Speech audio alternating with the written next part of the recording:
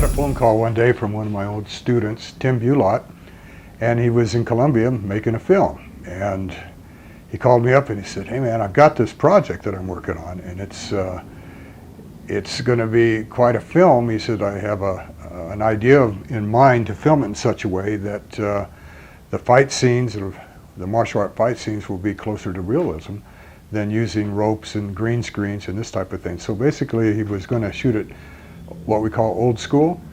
And so he called me up and asked if I wanted to be part of the project. And I said, "I'd love to." But little did I know I'd have the starring role when I got down here. So being on this project and being on the set with some tremendous martial artists, all from all points of the globe, that volunteered to come in and help and be a part of it.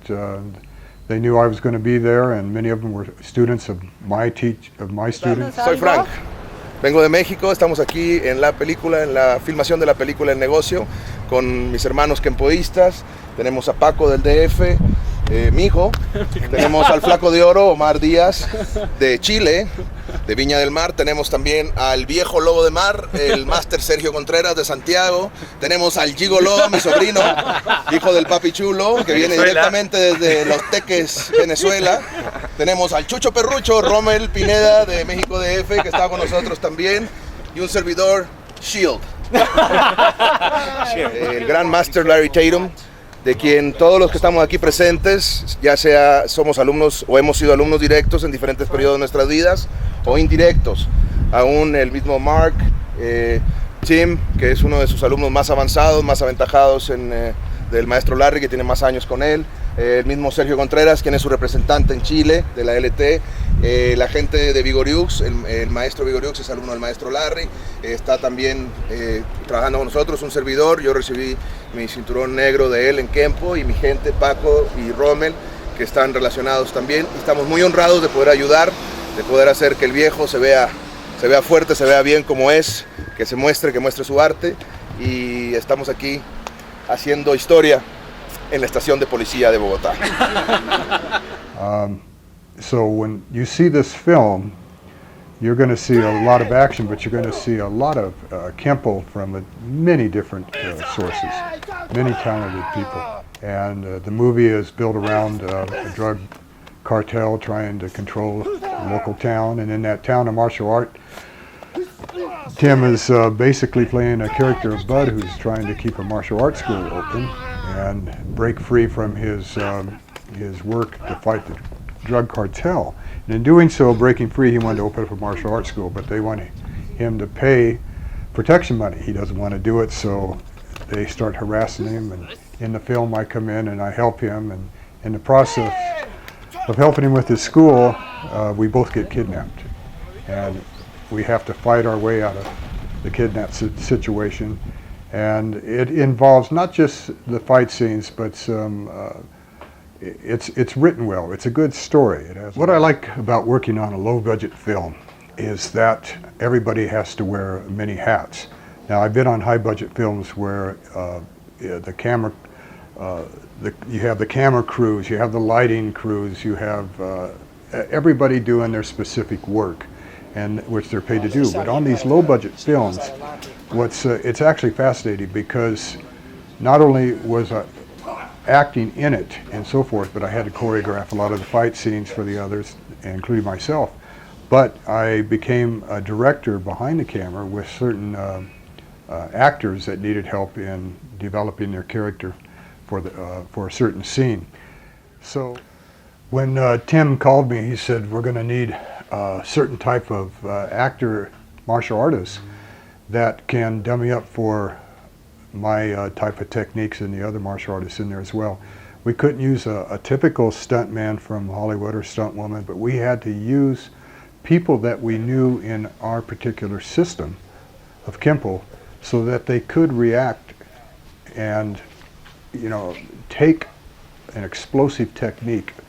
A lot of the techniques that I do in the film, the strikes are so close, and many of them actually kiss the skin, as we call it in Kempo, that it takes a real martial artist to prepare for this type of filming.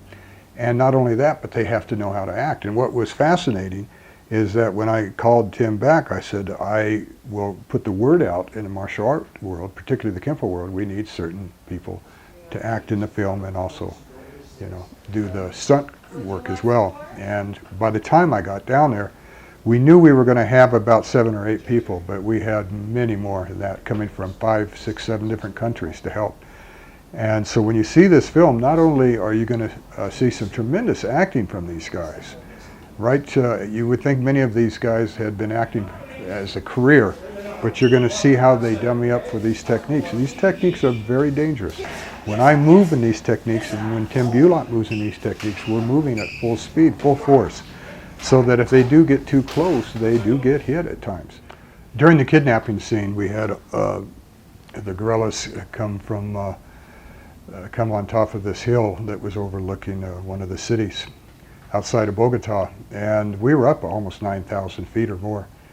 And when they came in to kidnap myself and Tim, they rushed out of the truck with their M4 rifles, and being a Vietnam vet brought back a lot of memories real quick. And so what I did is, in terms of what I learned from my acting teacher, was to use sense memory. If you're confronted with something that you had been exposed to a long time ago, use that in your acting, in your emotional content.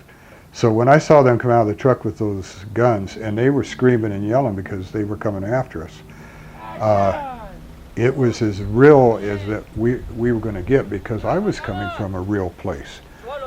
Being confronted with them did bring back memories and overseas.